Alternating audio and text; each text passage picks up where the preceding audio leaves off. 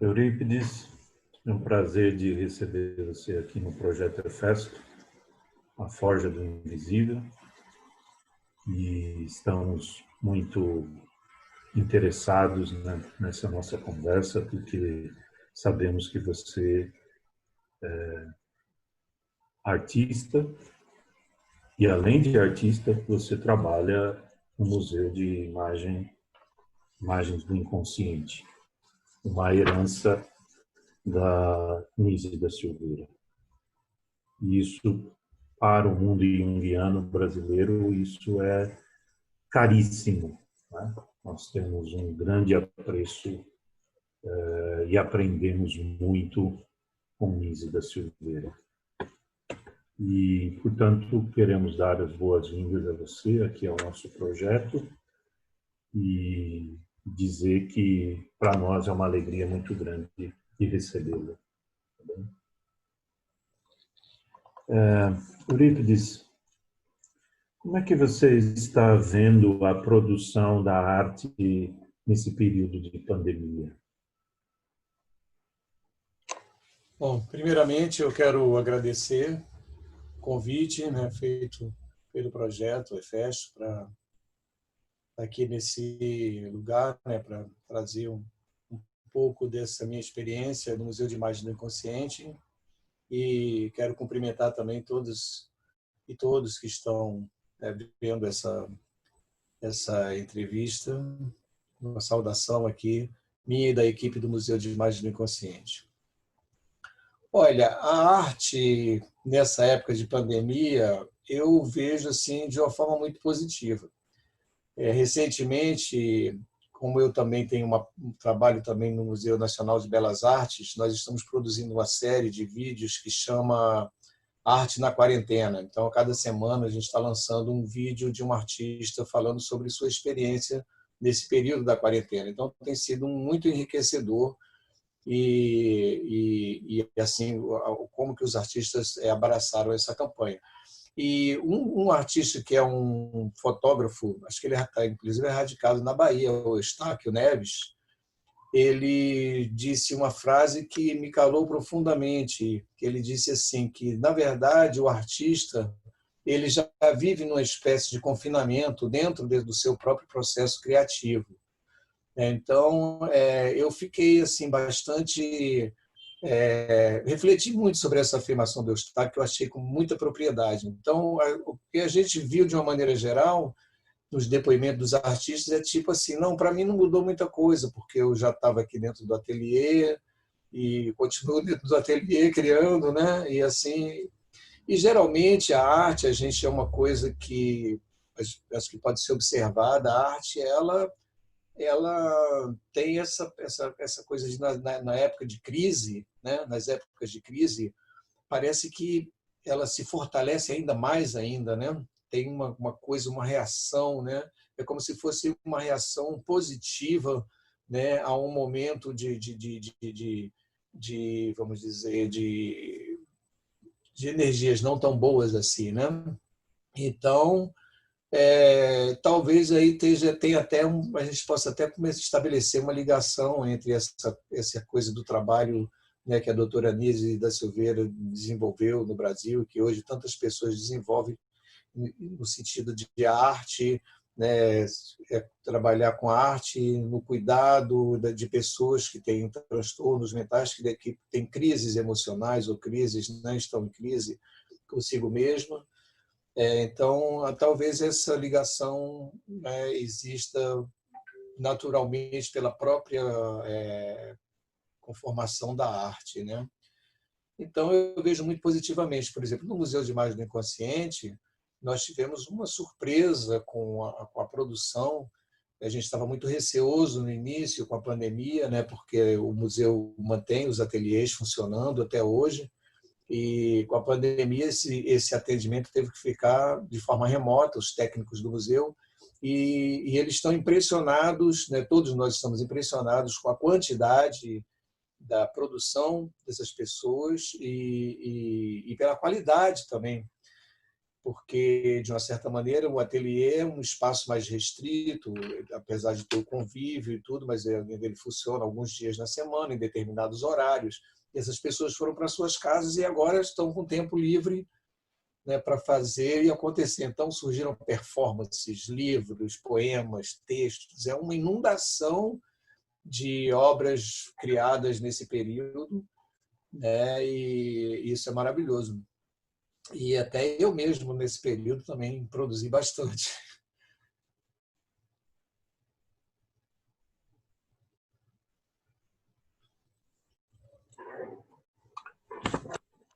Desculpe, foi porque a minha cachorra precisou sair aqui da sala.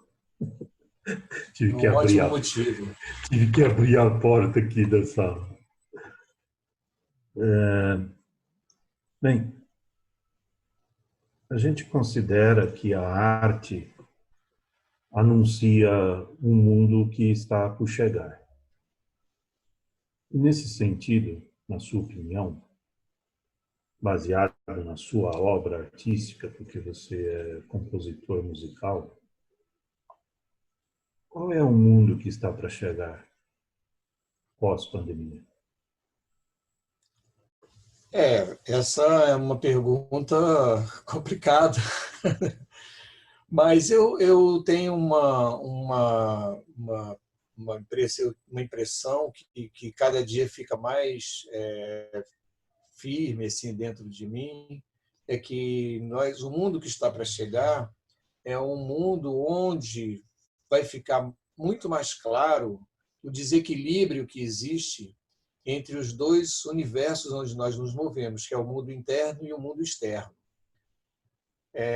Eu vi uma reportagem hoje dizendo, assim, um título, é uma manchete, né, evidente, 50% da população está com problemas mentais na pandemia. Eu acredito nesse número, é um número que dentro da minha convivência, né, eu acho que até é modesto, mas na verdade, se a gente for, né, vocês que são, né, do campo da psicologia, ainda mais da psicologia junguiana, que é um ramo da psicologia que valoriza a experiência interna, o mundo interno,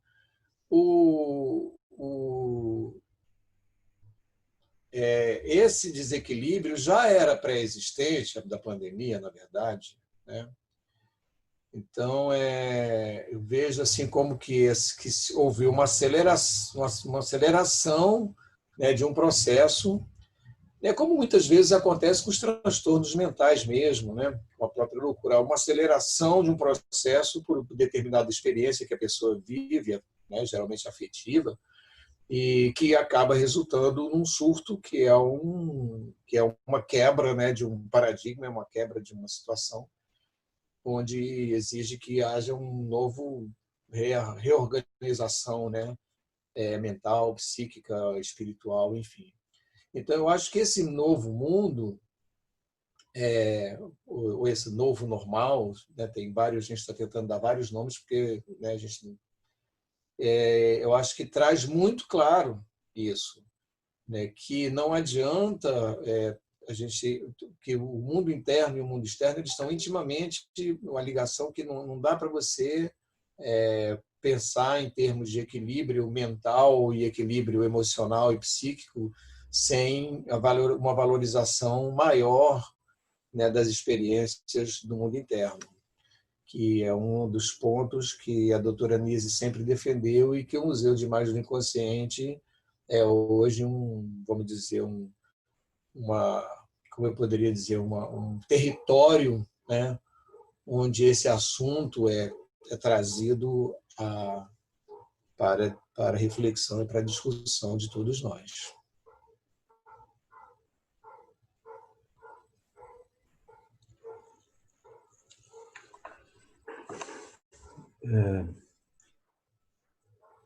Entre nós, psicólogos, é muito comum as pessoas, nossos colegas mesmo, e pessoas que conhecem o Museu de Imagens do Inconsciente, falar de como é bom fazer uma visita ao museu. Mas eu, pessoalmente, nunca ouvir a opinião de um artista, nem muito menos de um funcionário ou de alguém que trabalha diretamente com as obras a respeito da importância de, dessa aproximação, né? De não só fazer uma visita, como também de se inteirar das atividades que o Museu de Imagens do Inconsciente realiza. E eu gostaria de ouvir a sua opinião a respeito disso. Como é que nós, psicólogos, podemos nos aproximar ainda mais do Museu de Imagens do Inconsciente?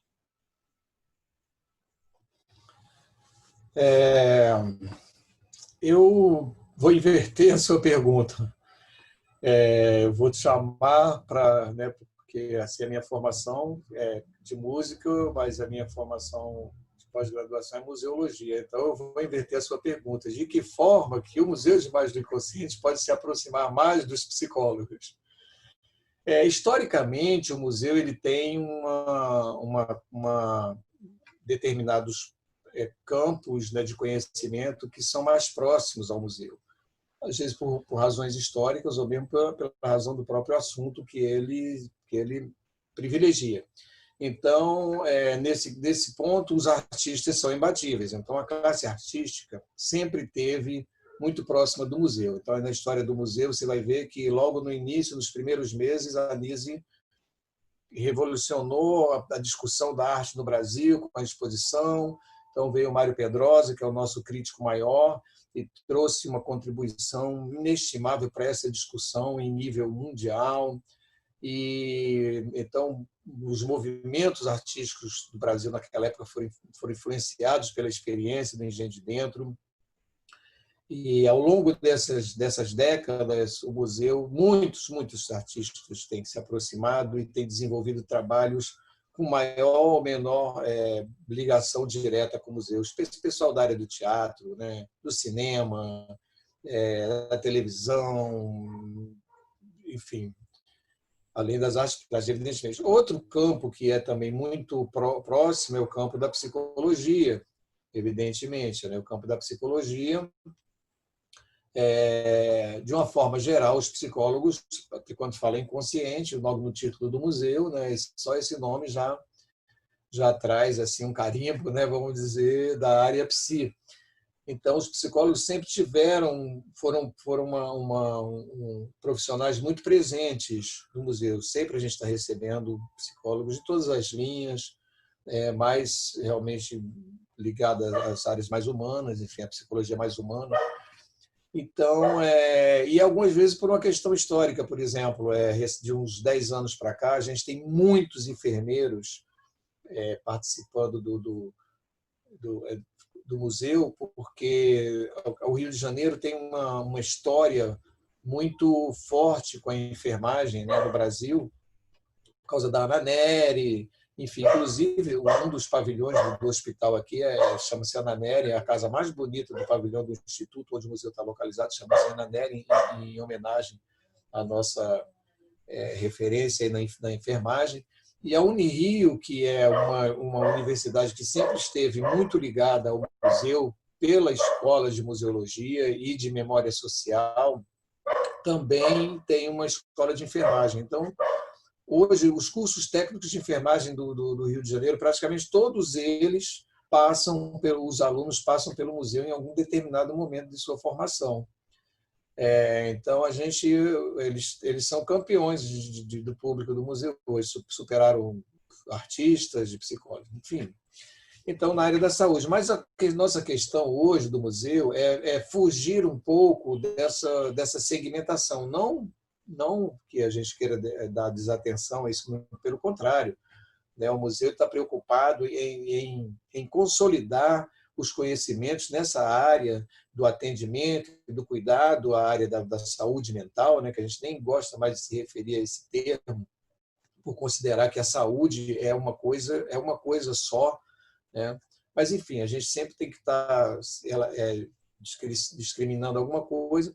Então, mas a gente acha que que esse conhecimento ele tem que ser compartilhado com a sociedade como um todo. Então, o museu tem que avançar numa universalização, vamos dizer, numa democratização desses conhecimentos e não ficarem restritos exclusivamente a algumas áreas profissionais. Para essas áreas profissionais, o museu deve preparar um conteúdo, né, uma forma de transmitir o conteúdo das pesquisas acadêmicas, das pesquisas, né, que foram realizadas ao longo dessas décadas e que trazem contribuições importantes para a compreensão dos processos psíquicos e para a terapêutica como uma prática.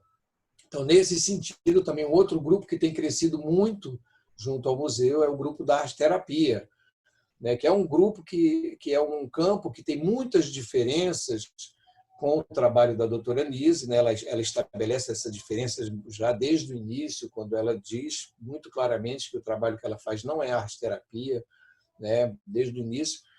Evidentemente que daquela época para cá já houve uma transformação dentro do próprio campo da arte-terapia. Uma parte da arte-terapia está muito ligada também à psicologia junguiana, mas ainda é um campo muito, vamos dizer assim, misturado, no sentido de que é um campo ainda em busca de uma definição científica, acadêmica. Então, a gente vê de tudo dentro da arte-terapia, de experiências sérias, maravilhosas e muito bem conduzidas, né? Seja por artistas ou seja por profissionais da área da saúde, mas também tem muitas iniciativas assim que eu, particularmente, tenho muitas dúvidas quanto à propriedade dessa coisa. Mas, de qualquer maneira, é um campo que vem se desenvolvendo muito e eles têm se aproximado muito do museu, porque tem sempre essa coisa, arte, loucura, né? E eu procuro muito, quando vou falar para esse público da arte-terapia, colocar a importância que é o estudo, o conhecimento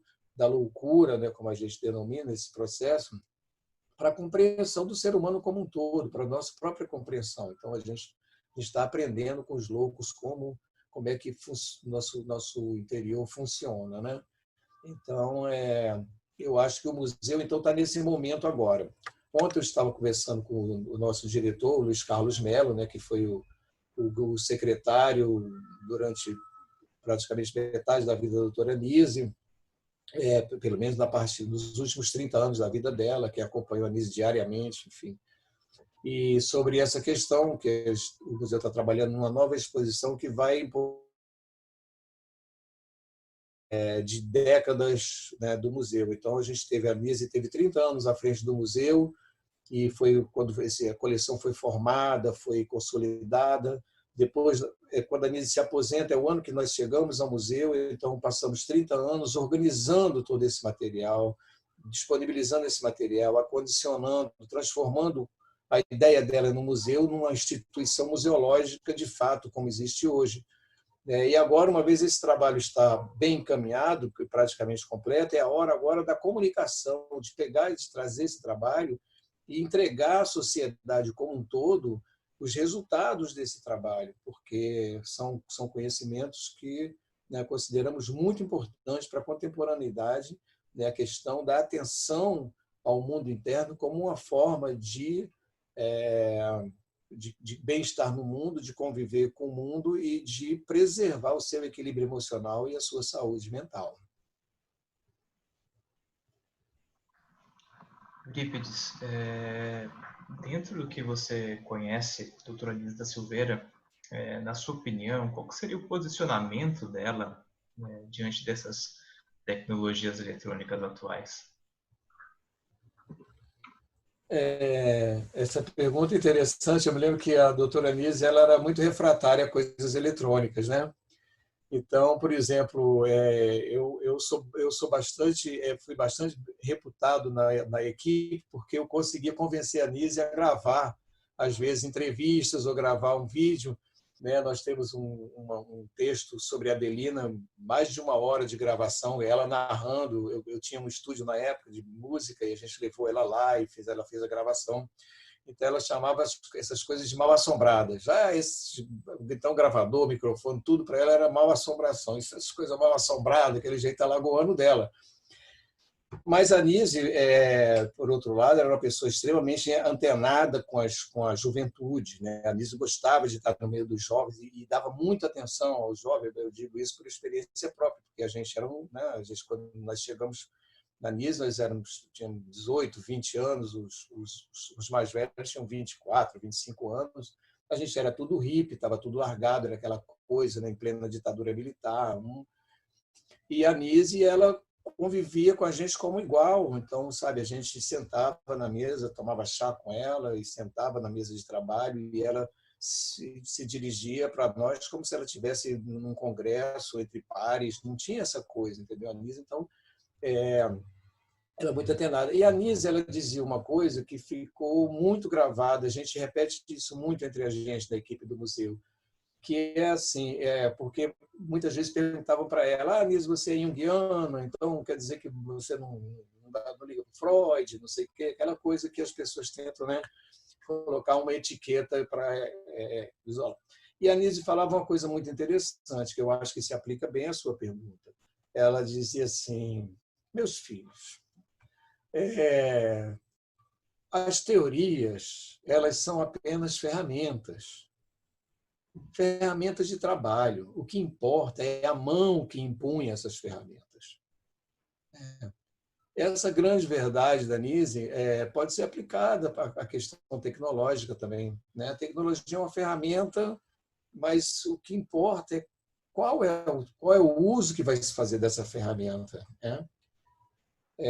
Nós todos, eu, vocês, né, temos quantos momentos, né, de pesquisa prazerosos que nós tivemos na internet, encontrando coisas, né, que nos ajudam no nosso estudo, na construção do nosso conhecimento, né, que é uma ferramenta fantástica, ou a possibilidade, como nós estamos tendo agora, de conversar, de fazer isso por intermédio de um aplicativo, de uma rede social. E, ao mesmo tempo, nós estamos vendo também como essas redes sociais têm servido, né, para fortalecer, né, mundialmente grupos que, historicamente, são, vamos dizer, opressores, dominadores, exploradores, né, e grupos que estão conseguindo controlar países inteiros, né, e não países pequenos, países como os Estados Unidos, como o Brasil, de milhões e milhões de habitantes. Então, a Nise, nesse ponto, ela tinha isso, né? Então, eu considero isso, a tecnologia é uma ferramenta, a nossa mão é que vai definir se ela vai ser boa ou não. Vai ser dolorosa, vai ser integrativa, você vai ser de uma separação, né?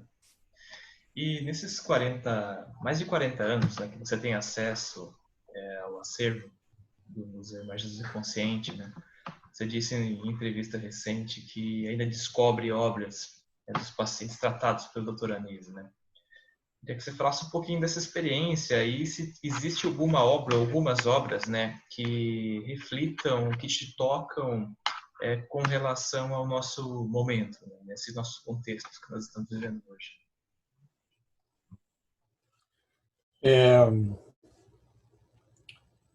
Tem uma obra do Emídio de Barros que eu gosto muito, que é uma obra que ilustra a capa do livro O Mundo das Imagens.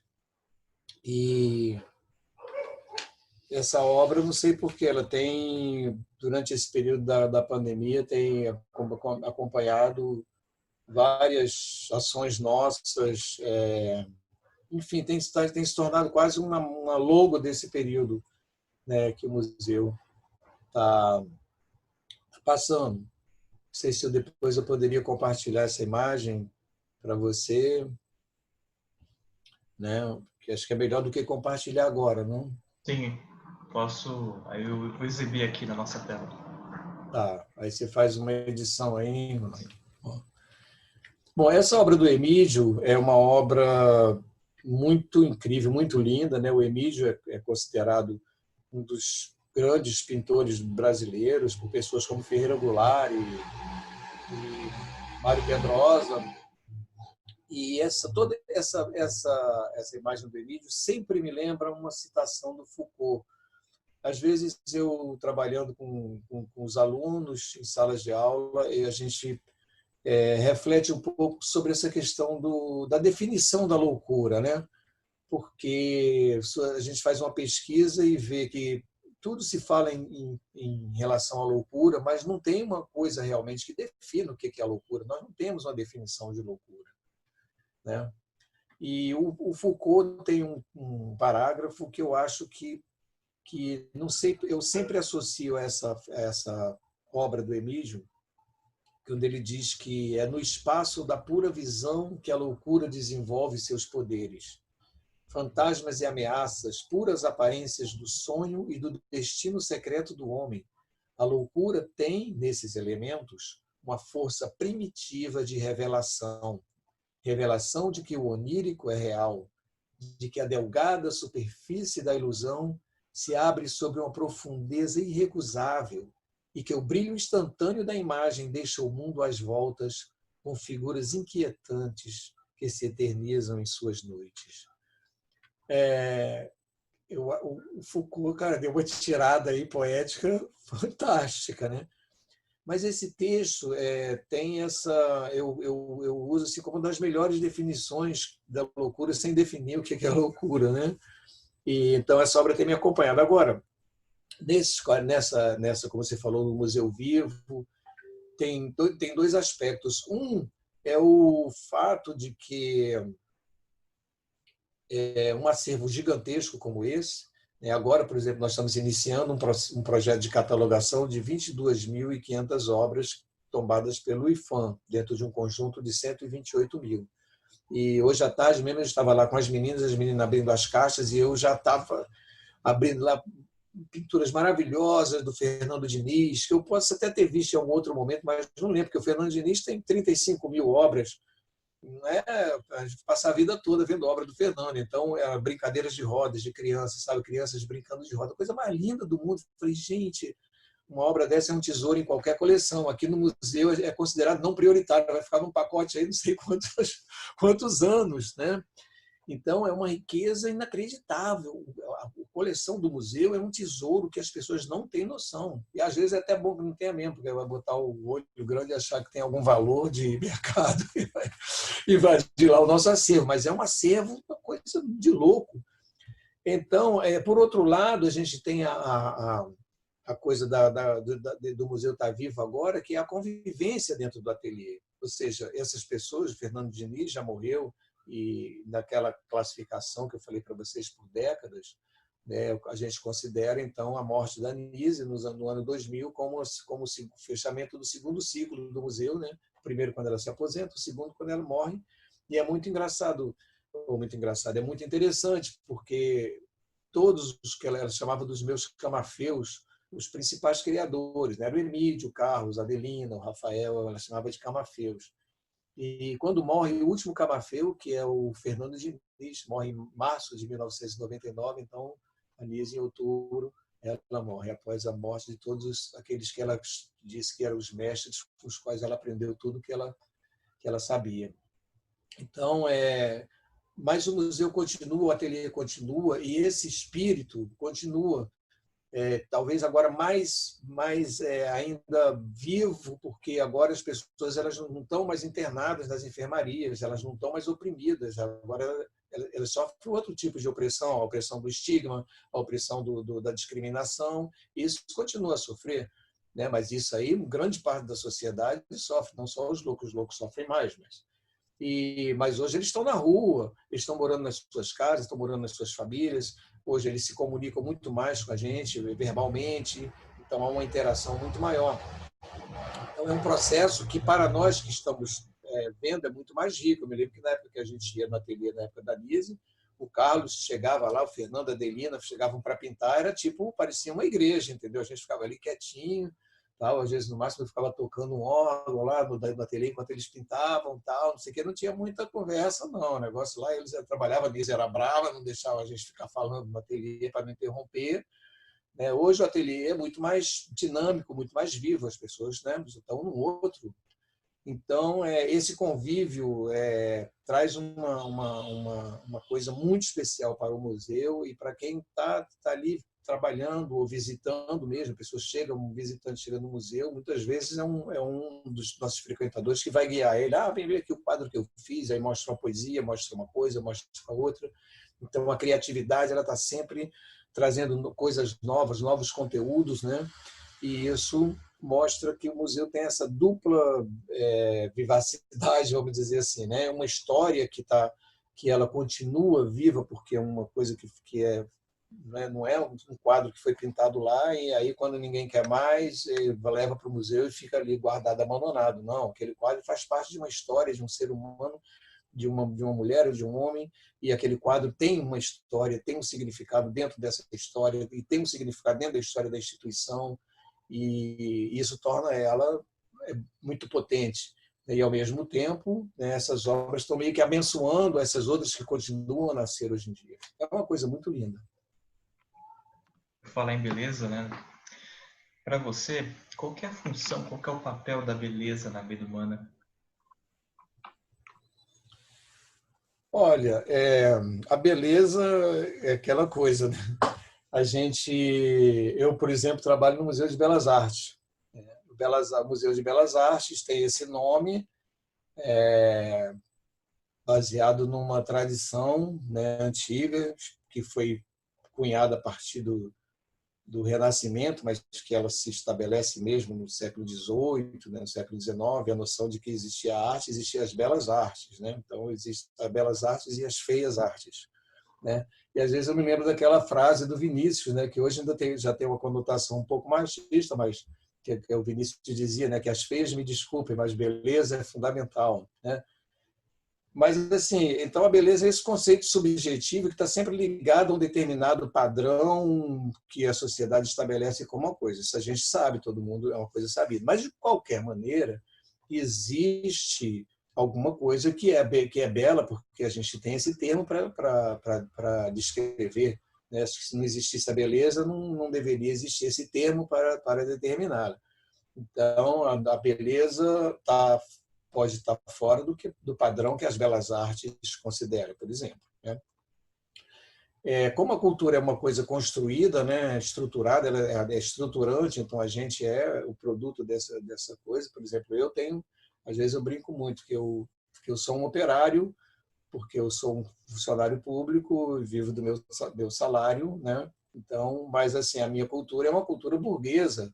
Eu fui educado em bons colégios, eu vou para a Europa, eu vou visitar os museus, quero visitar os museus, eu adoro ir nos museus de belas artes, adoro, vou. Mas hoje nós temos, assim, em termos da arte, um movimento muito forte em busca de um outro tipo, não sei se de beleza, um outro tipo de relação com a imagem, né? Porque a arte contemporânea tem um lado mercadológico muito grande, muito voltado para a coisa do mercado hoje, e que, como a arte sempre teve, o campo formal da arte, né? E nós tivemos, ao longo desses anos, uma produção de arte que não está ligada a esse campo principal, né? Que é uma arte que corre paralela, que é essa arte produzida pelos pacientes, a arte produzida pelos ermitões, pelos refratários sociais, pelos marginais de toda espécie, desviantes de toda espécie, que ou não querem ou não conseguem se encaixar dentro desse mainstream, né? E hoje muitas pessoas, acho que pelo aumento da informação e pelo vamos dizer, pelo excesso, né, de mercantilismo da arte contemporânea, de uma parte da arte contemporânea, que a gente não pode generalizar, estão tendendo a se aproximar de arte, de outras obras que falem de uma beleza diferente, uma beleza mais ligada a um conteúdo, uma beleza mais estranha no sentido de que seja mais original, no sentido de não repetir tanto os padrões da arte tradicional, né? Porque a gente não deve ser ingênuo de achar porque a arte contemporânea só porque hoje pode fazer qualquer coisa, que ela não tem os seus padrões, né? E os seus cânones, uma vez que é um campo de disputas, né? E de poder, como outros campos da atividade humana. Então, eu diria isso para você, que a beleza realmente é fundamental para o ser humano encontrar beleza em alguma coisa, né? Por exemplo, a Nise, ela dizia isso, eu não vou ficar aqui olhando para o aspecto externo da pessoa que está vivendo a loucura, que muitas vezes é um aspecto de degradado, a pessoa, né, tá com um aspecto ruim, ainda mais naquela época, né, as pessoas. E eu não vou ficar olhando para isso, eu quero ver as riquezas que existem no mundo interno dela, o que ela tem dentro dela. Então a Nise procurava essa beleza, dessa riqueza do mundo interno. E ela realmente ela não tinha realmente muita afinidade com as coisas do mundo externo. Era uma pessoa extremamente frugal, franciscana, né? A casa da Nise era assim, as estantes eram feitas de tijolo com madeira, igual as nossas na época também era daquele jeito, era tijolinho e uma madeira assim, outro tijolo e madeira. Então, mas assim, a Nise se interessava muito por a beleza que existe no mundo interno. Então, eu acho que essa beleza é fundamental para o ser humano encontrar a beleza, né, na criatividade, na arte, nas coisas, no afeto, no amor, né, na sua casa. Né, sempre essa procura do belo é uma coisa bacana no ser humano.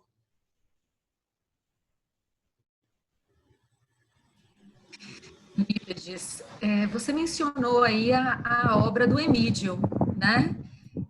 Pensando assim nesses tempos de pandemônio e de pandemia, você acha que essa obra aí do Emídio, ela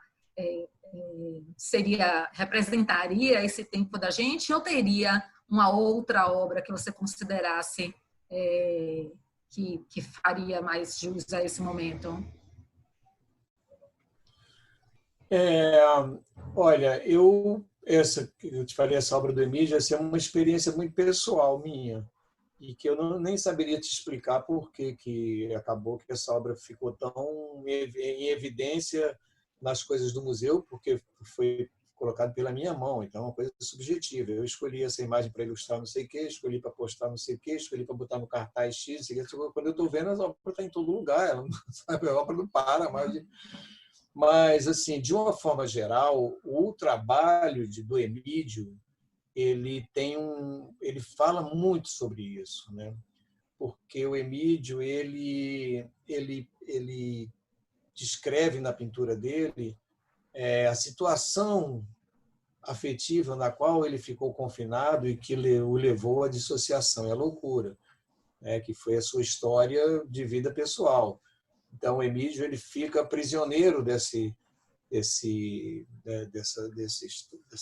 visões, né? Dessas imagens, e a forma que ele tem de superar isso é justamente de colocá-las no papel, né? Compartilhá-las conosco.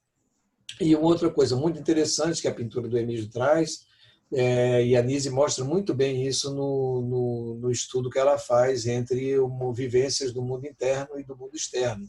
Porque o Emídio ele tem dezenas de obras que representam o ateliê de pintura. E a gente vê como que esse ateliê é transformado de acordo com o estado emocional do indivíduo. Quer dizer, a gente conheceu bem o ateliê e ali a gente pode ver nas pinturas como o ateliê está próximo da realidade, quando ele vai se distanciando da realidade, quando ele se enche de conteúdos que não fazem parte da realidade. Então, é uma riqueza muito grande para você investigar e para você se aprofundar, né, no que é a vivência do espaço, né? E vários outros frequentadores, museu artistas, representaram vivências espaciais muito diferentes, vamos dizer, dos nossos padrões normais. Que é o que vem acontecer na pandemia, né? Na pandemia, as pessoas começam a ter experiências de vivências espaciais diferentes do que estavam vindo antes. Eu, por exemplo, tenho essa janela que está aqui atrás de mim, está à noite aqui, vocês não vão ver, tem um abacateiro ali na janela. É uma árvore comum no Brasil, abacateiro. Mas determinadas entrevistas ou lives, sei lá, que eu fiz, aulas, várias pessoas, mas o que é isso atrás de você? Ih, que árvore maravilhosa, que árvore linda. Eu falei, gente, é um abacateiro. E aí depois eu vou descobrir que essas pessoas, na verdade, elas estão confinadas a meses, né, de apartamentos que não têm contato com a natureza. Já não tinha muito antes, né, que as pessoas estão perdendo essa coisa. E agora menos ainda. Então, teve uma que falou, não, eu tenho certeza que é um quadro pintado aí na sua parede, não pode ser uma árvore real. É um quadro pintado. Eu falei, não, é um quadro abacateiro aí, nasceu aí o abacateiro.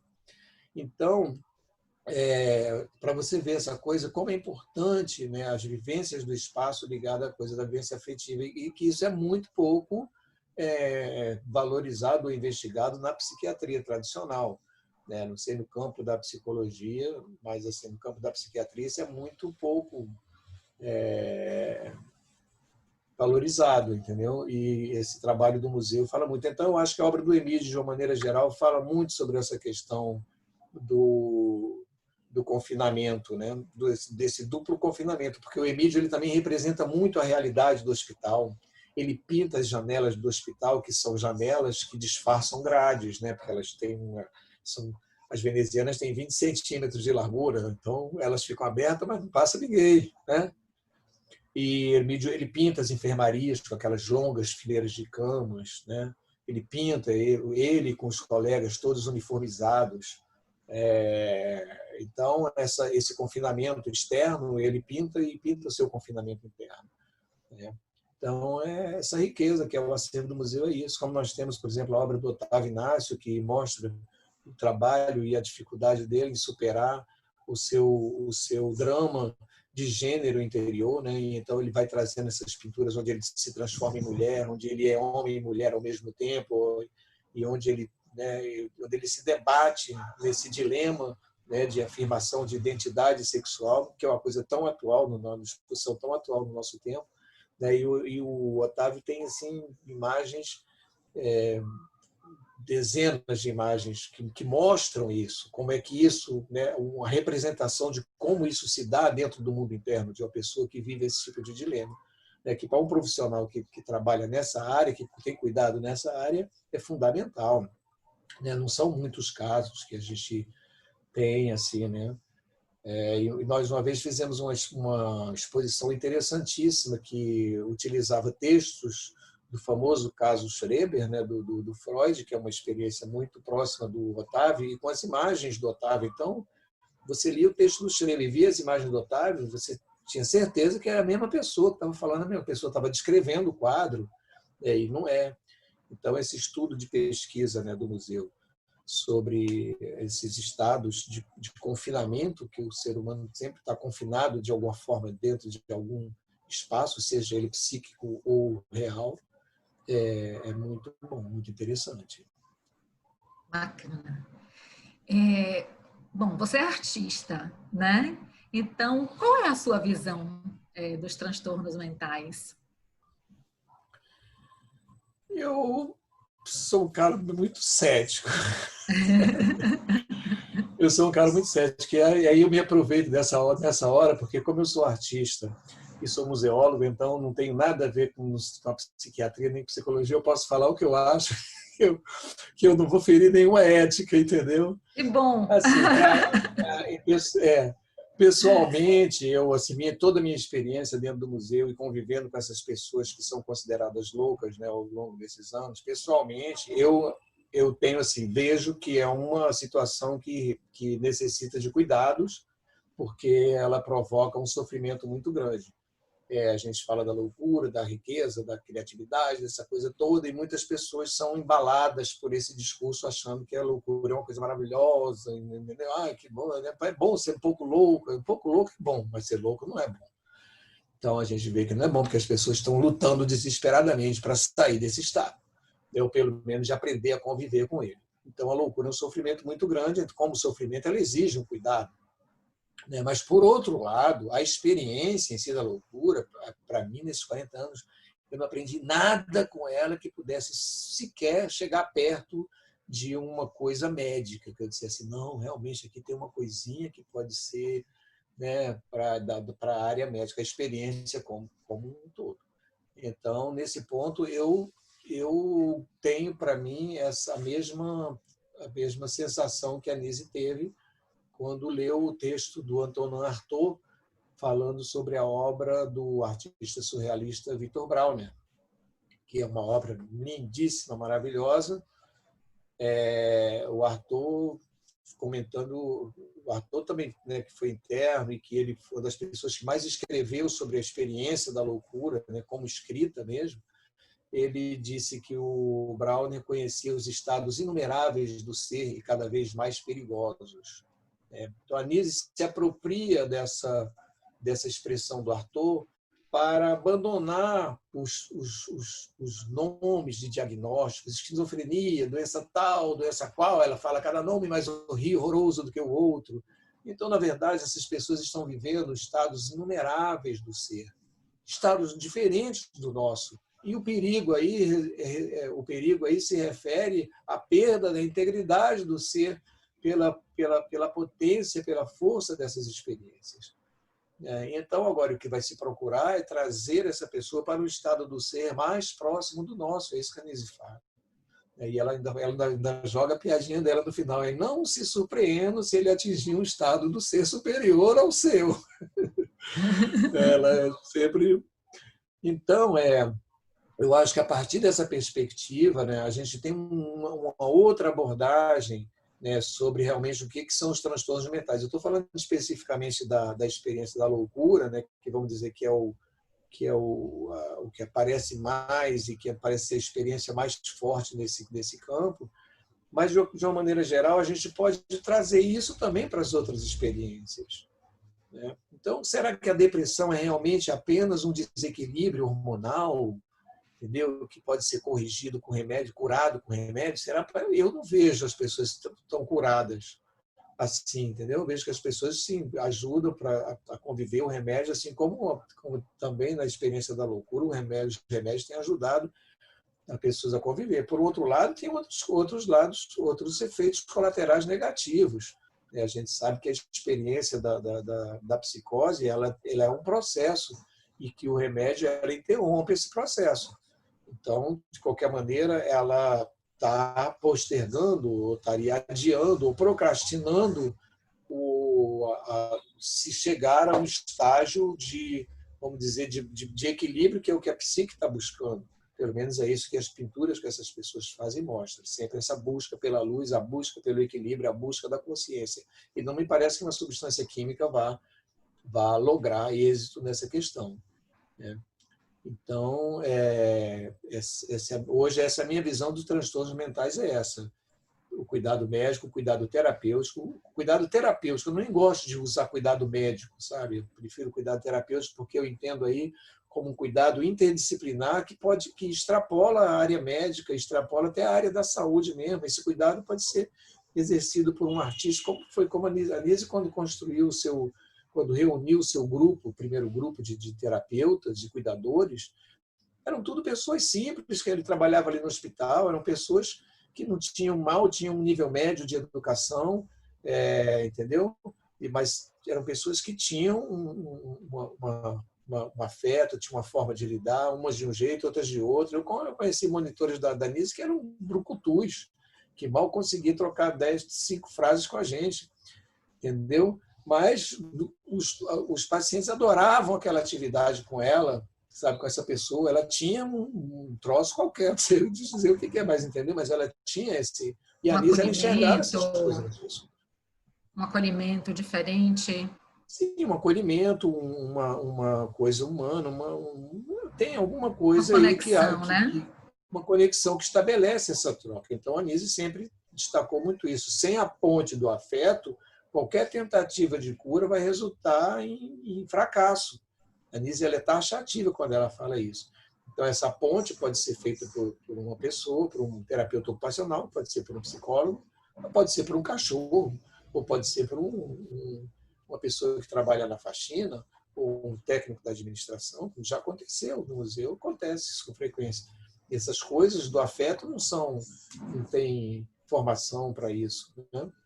Sim. Ajuda a gente saber e tudo, mas é uma coisa. Nem todo mundo, você sabe, vocês são da área psíquica, sabe? Nem todo mundo dá para analista, nem todo mundo dá para monitor de ateliê, nem todo mundo dá para trabalhar com pacientes de saúde mental, né? Somos todos curadores feridos, né? Precisamos ter Somos todos curadores feridos. Sim. conseguir acolher os outros, né? Acolher esse outro. Então, assim, eu acredito muito nessa coisa da interdisciplinaridade, entendeu? Porque o trabalho da Anísia era muito rico nessa parte. Então, a Anísia acolhia todo mundo, então artistas, os caras já meio borderline também, estavam ali, entendeu? A gente estava ali todo mundo, aquela mistura. E então algumas pessoas tinham essa capacidade de cuidar de pessoas, outras não. Eu, por exemplo, sempre fui muito refratário a essa coisa, eu não gostei muito de ficar trabalhando com essas pessoas, mas eu adoro conviver com elas e trabalhar por elas e para elas e com elas, entendeu? Mas não diretamente no setting terapêutico. Uhum. Então, você fez o seu mestrado e o seu doutorado com base aí nesse acervo magnífico do Museu de Imagens do Inconsciente, né? Qual foi o tema dos seus trabalhos? E queria que você falasse um pouquinho assim da sua experiência.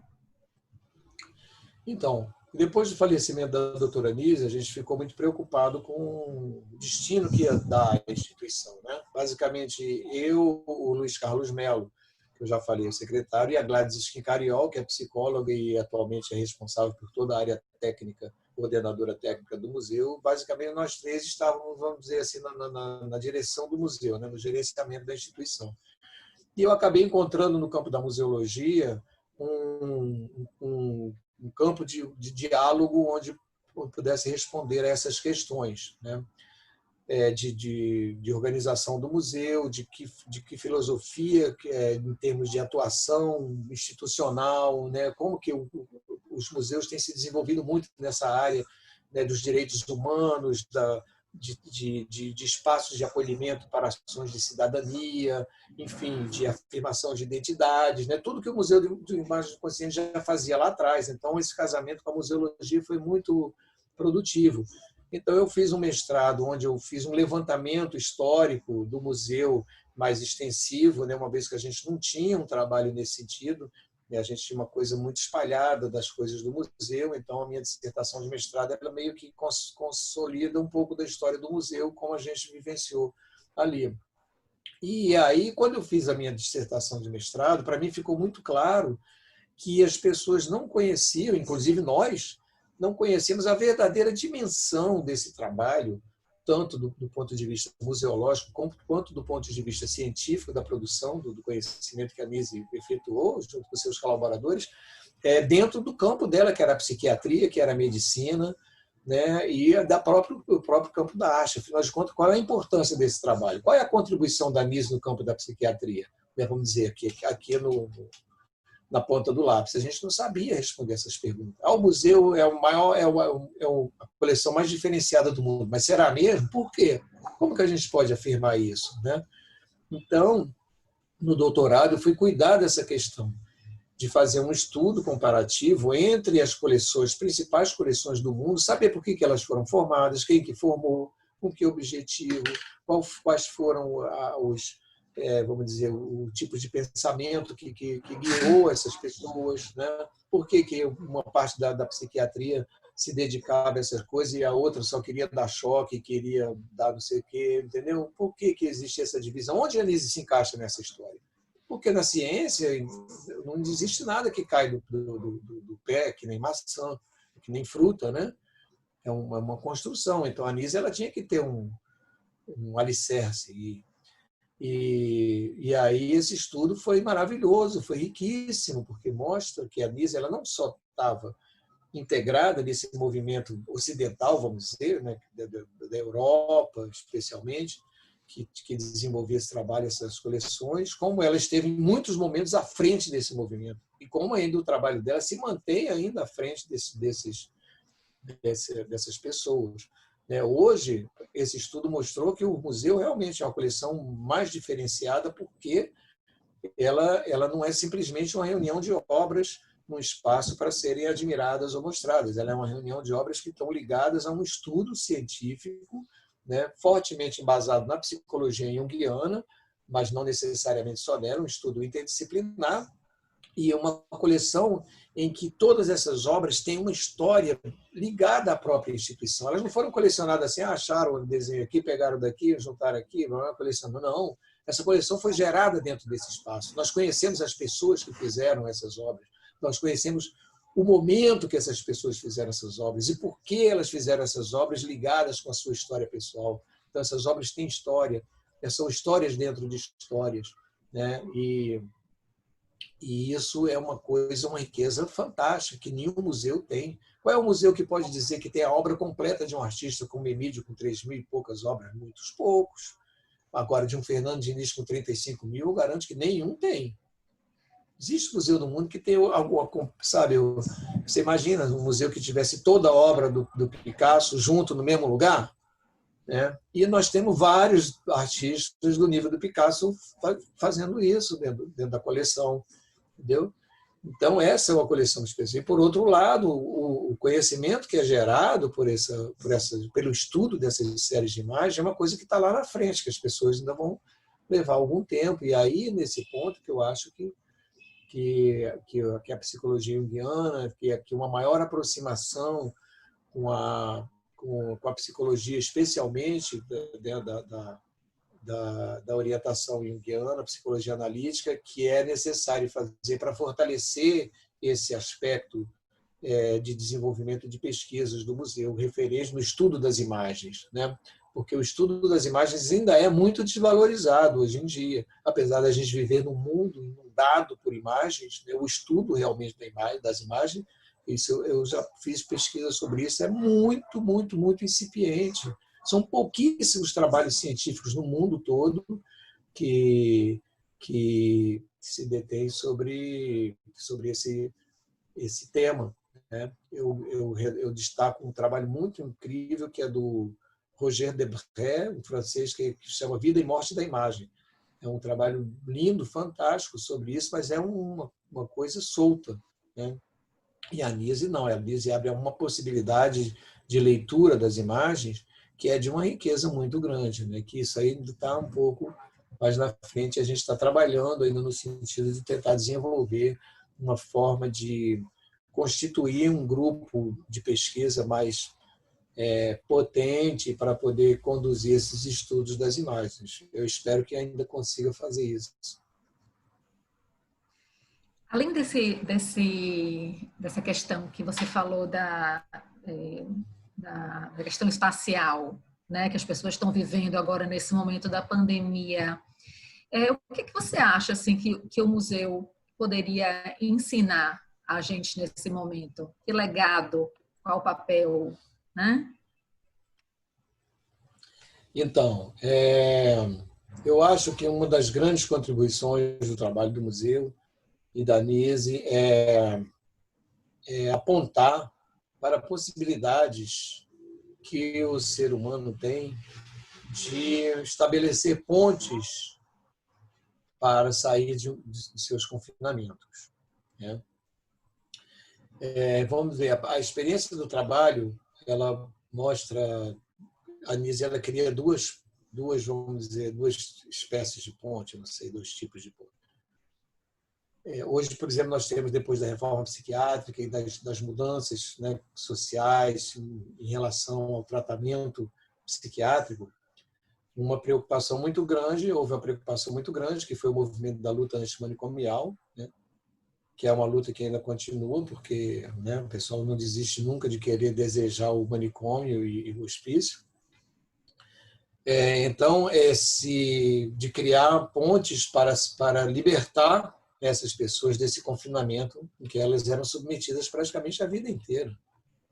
Pessoas como Carlos Pertuis, Fernando Diniz, Adelina, tudo, elas ficaram a vida toda no hospital porque não tinha como sair. Não é porque elas não pudessem sair, não. Elas tinham toda a condição de viver fora do hospital, mas não existiam naquela época condições políticas públicas para que elas pudessem sair do hospital. Então, para elas, foi melhor ficar dentro do hospital, que elas ficaram ali, pelo menos protegidas, no ateliê, pintando, por incrível que pareça. Mas a Nise não. A Nise ela não enxergava só isso. Como ela dizia, eu não vou ficar olhando só a parte externa. A Nise ela criou pontes para libertar essas pessoas dos seus confinamentos internos. que a experiência da loucura, como eu falei, é uma coisa terrível. E é uma espécie de confinamento. A pessoa está confinada dentro de um espaço psíquico e emocional terrível, onde ela não conhece nada, onde nenhuma das estruturas são dadas, né?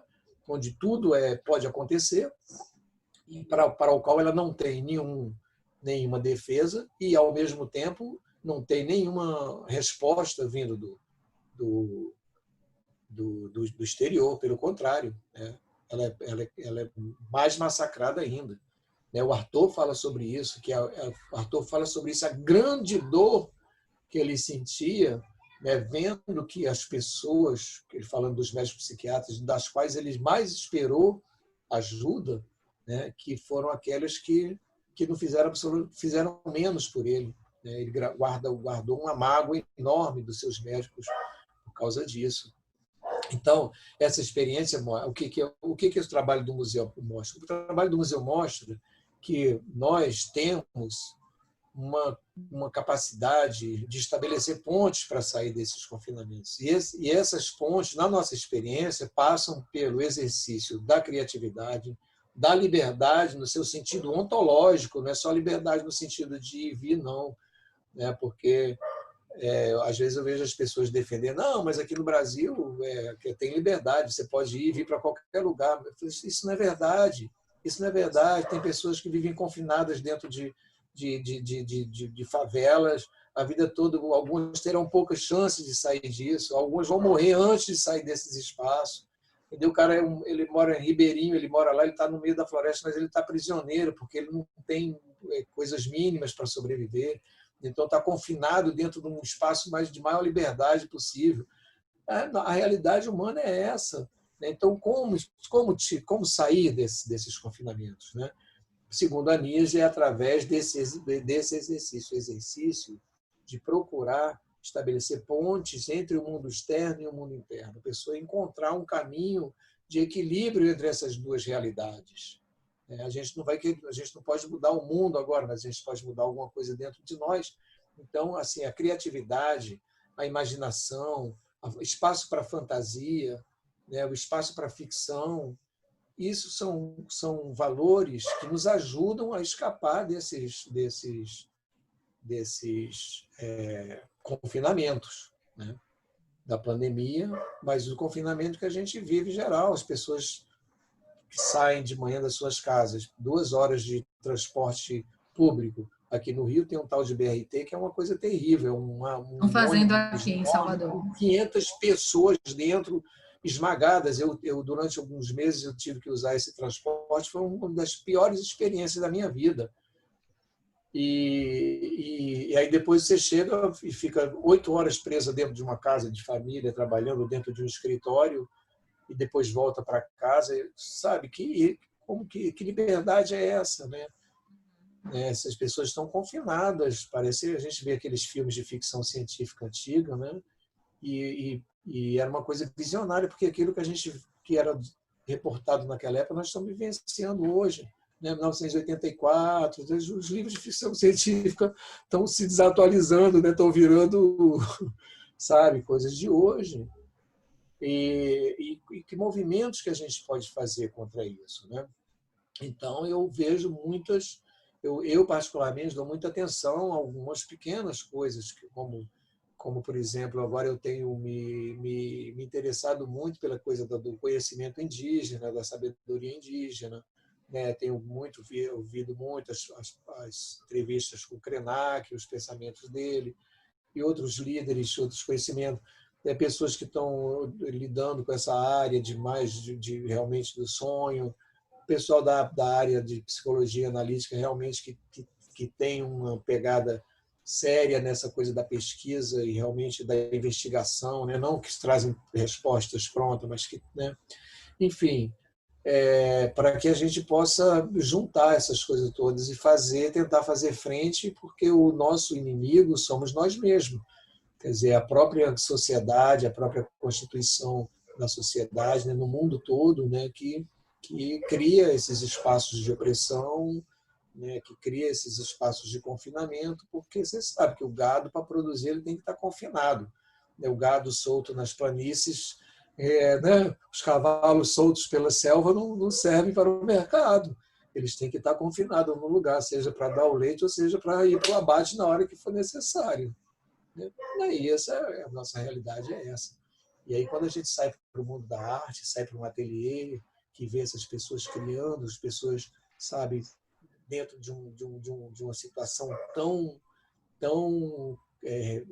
difícil e trágica como é a experiência da loucura, e conseguir superar isso dentro de si através desses métodos que parecem tão simples, isso nos dá uma esperança muito grande, sabe, que é possível realmente nós termos um mundo um pouco melhor, um pouco mais justo, um pouco menos confinado, né?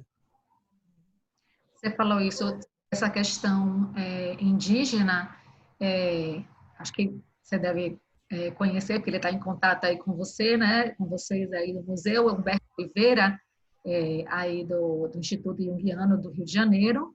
Ele está à frente do Departamento da Alma Brasileira, e a gente tem trabalhado muito nessa questão da nossa ancestralidade, porque acho que reconhecer, né, voltar lá na nossa alma ancestral, eu acho que é um dos caminhos que a gente tem para poder fazer face a isso tudo que está acontecendo, né?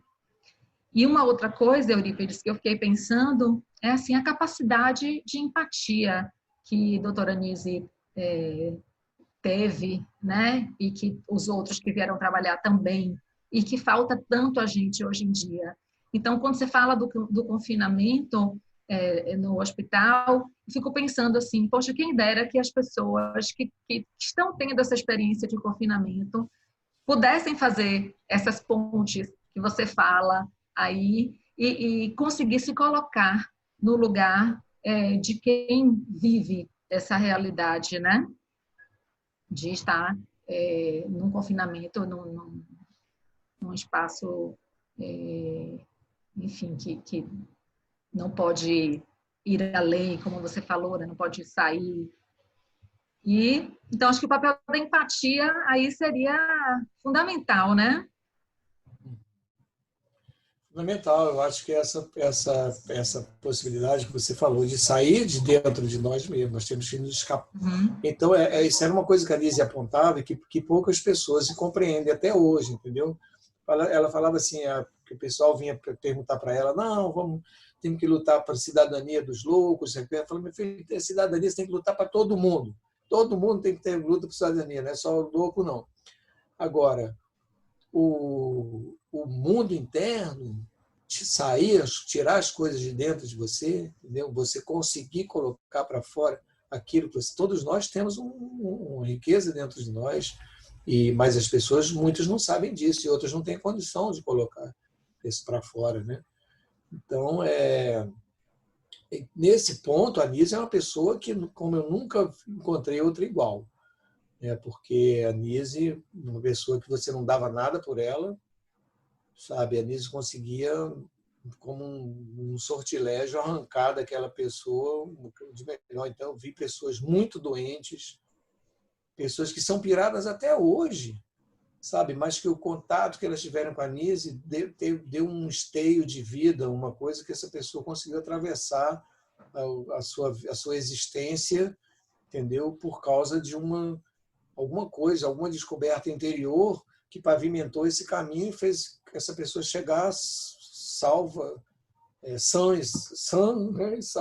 vou dizer que nós não temos mais sanidade nenhuma, a sanidade já foi para o espaço, mas salva em determinado ponto, que é como Mário Pedrosa dizia, curado está quem encontra o seu próprio caminho.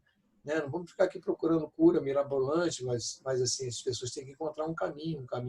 Hoje eu vejo, pintora como a Verônica Lapa, lá no museu, que está quase 30 anos pintando no museu, uma pessoa simples, pessoa do povo, continua sendo uma pessoa simples, e ela pinta, a pintura dela não tem nada assim, de genial em termos, assim, vamos dizer, né? De uma apreciação estética mais artística, vamos dizer, pelo menos para os meus padrões burgueses. Mas a Verônica, cara, eu encontro com ela é aquela pessoa sorridente, me recebe com um sorriso e diz o quanto que ela gosta de mim, sabe? Eu digo quanto que eu gosto dela, e eu vou, olho as pinturas dela, eu acho tão legal, eu falo, poxa, a Verônica está aqui 30 anos, ela continua fazendo isso, ela continua pintando, ela já tem filha, já é avó, eu vi nascer a filha, agora eu já vi nascer a neta da Verônica, sabe? E essa coisa bonita da vida acontece por quê? Porque ele tem um espaço de liberdade, um espaço de criatividade, um espaço onde o inconsciente pode acontecer, que não é discriminado, entendeu? Um espaço onde as pessoas podem ouvir vozes, podem ter alucinação, pode contar delírio, pode fazer, isso pode fazer, entendeu? Então esse espaço permite que essas pessoas sobrevivam até elas mesmas, elas próprias, entendeu? E isso é a coisa mais linda que eu conheço assim, como experiência como artista, né, da minha vida, é ver essas pessoas hoje, né? E uma coisa que se repete, eu estou vendo um menino agora que está 3 anos lá frequentando o museu, ele tem um defeito físico, ele não conseguia comunicar com as pessoas, ele não consegue articular um discurso. Em 3 anos, hoje o trabalho dele é um trabalho que está despertando interesse de colecionadores de arte contemporânea, sabe? Tá fazendo uma cerâmica que é uns troços muito loucos, com uma coisa completamente original. Participa do grupo de estudo com a gente, faz umas intervenções. A maioria das vezes a gente não entende nada do que ele está falando, ele faz umas associações que só ele entende. Mas ele está ali junto com a gente, cara, sabe? Ele está querendo passar alguma coisa para nós e aprender alguma coisa de nós, está trocando ali com a gente. E por ver isso acontecer em 3 anos, uma pessoa que estava condenada, né, praticamente, sei lá, a uma vida mais vegetativa no sentido de, sabe? E é uma pessoa que tem tinha uma riqueza dessa dentro dele, uma riqueza insuspeitada. Mas que alguém da equipe, né, com esse olhar treinado já pela Nise, identificou que não, esse cara vai ficar aqui. Muitas vezes a gente acolhe pessoas que as equipes não querem. Não, mas esse cara não, igual no tempo da Nise. Não, isso aí não adianta, não vai dar para vocês não, mas alguém da equipe tem um olhinho e fala assim, não, vamos deixar por aqui para a gente ver, e de repente quando a gente vê, a pessoa desabrocha de alguma maneira, né? E é isso que eu falo, então, que essa é a grande contribuição do museu, né, e do legado da doutora Nise para o estado de confinamento é esse, valorize o mundo interno, porque o equilíbrio entre o mundo interno e o mundo externo é a sua passagem para uma vida mais feliz, no sentido de mais harmoniosa com o mundo e com você mesmo, com seus semelhantes.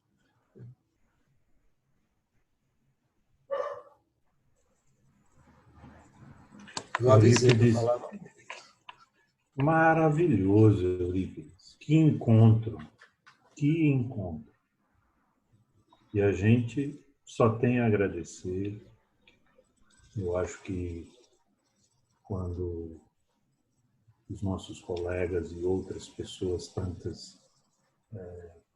Hoje, por exemplo, foi ontem, uma pessoa que não é psicóloga me ligou dizendo, eu conheci o Projeto EFESP e gostei muito. E eu acho que muita gente vai, se chegar até o final desse encontro aqui nosso, vai perceber o valor precioso de tudo isso que você nos falou. Em nome do... A gente só tem a agradecer. Muitíssimo obrigado. Obrigado, Eurípides. Muito obrigada. Eu que agradeço a vocês, né, por esse espaço aqui de liberdade que eu tive para falar, né, muito à vontade desse trabalho, né, que é a história da minha vida. E quero aproveitar para convidar todos vocês para, tão logo seja possível, né, visitarem o museu, né, a visitação. Nós temos hoje um grupo trabalhando, o museu tem uma sociedade de amigos, né, que foi criado lá pela Nise, foi uma das coisas pioneiras da Nise também, e que ao longo desses anos vem trabalhando muito pelo museu, e hoje nós temos um grupo aí que está empenhado muito em desenvolver o museu. Nós estamos fazendo obras, estamos preparando um prédio novo, estamos trabalhando em novas exposições, estamos trabalhando com a produção de conteúdos para as redes sociais, para começar um trabalho mais voltado para esse universo digital. enfim, está desenvolvendo uma série de trabalhos. Então, vocês podem nos apoiar seguindo o museu nas redes sociais. O museu está no Twitter, está no Instagram, está no Facebook, está no YouTube, e o museu vai cada vez mais disponibilizar, né, conteúdo nessas redes. Então, se você ser um seguidor do museu nas redes já é uma forma de apoio, né? E eu quero aproveitar também, né, já que eu também sou um artista e um músico, convidar vocês para vocês também conhecerem um pouco da minha produção musical, né, que vocês podem acessar essas redes de música, tipo Spotify, Deezer, né, Eurípides JR. Vocês vão encontrar lá algumas composições minhas também. Faço aqui o meu merchan pessoal também. Coisa da música. Sim, muito obrigada. Obrigado, gente. Obrigada, Muito obrigado, Eurípides. Muito obrigado.